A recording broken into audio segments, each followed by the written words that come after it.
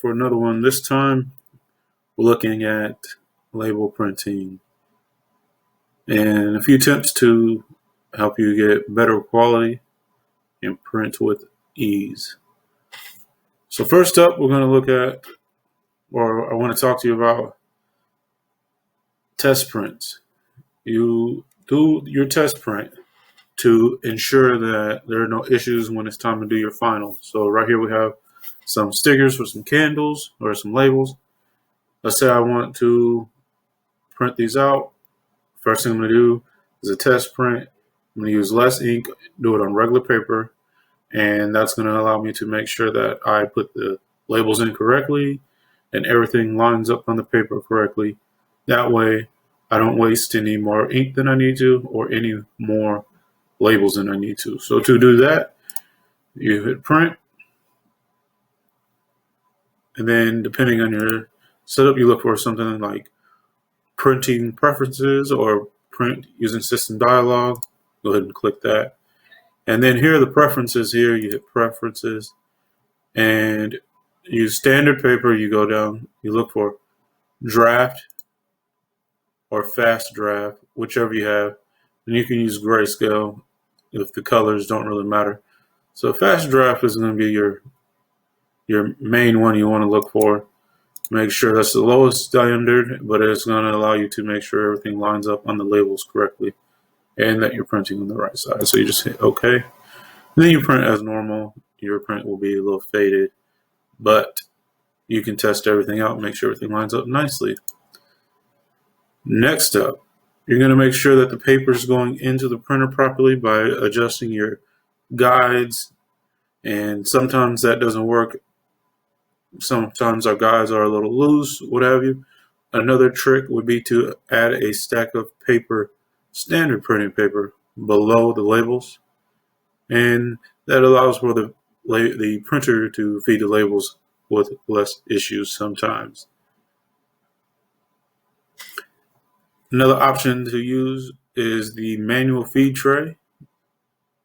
A lot of printers have that, but not all will.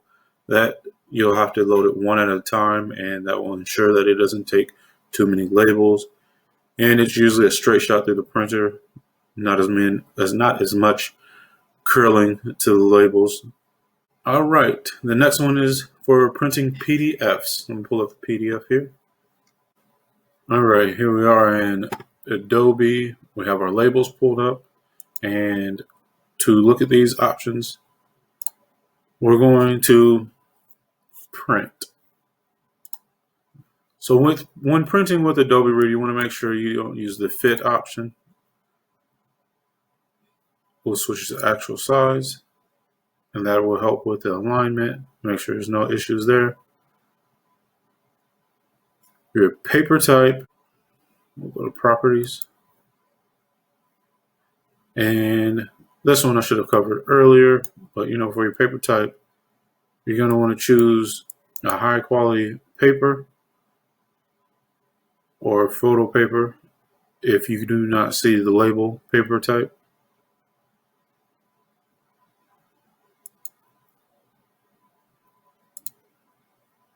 So you can go down to other and just use high resolution paper. And that's going to help, especially with the laser. And you do your test print with a laser printer. You're going to want to do a sample and just print it. You let the first row print, and then you hit cancel. And at that point, you pull the paper out and you just rub it. And if there's any blurring or what have you, that means you need to adjust the paper quality.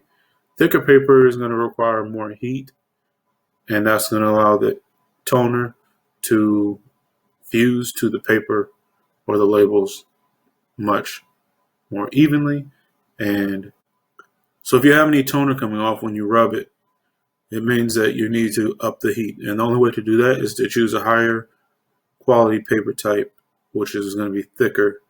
And as you can feel, the labels are thicker than standard paper. So it makes sense that you would have to make sure that this setting is adjusted. And last, if you're using Word or many other applications to print.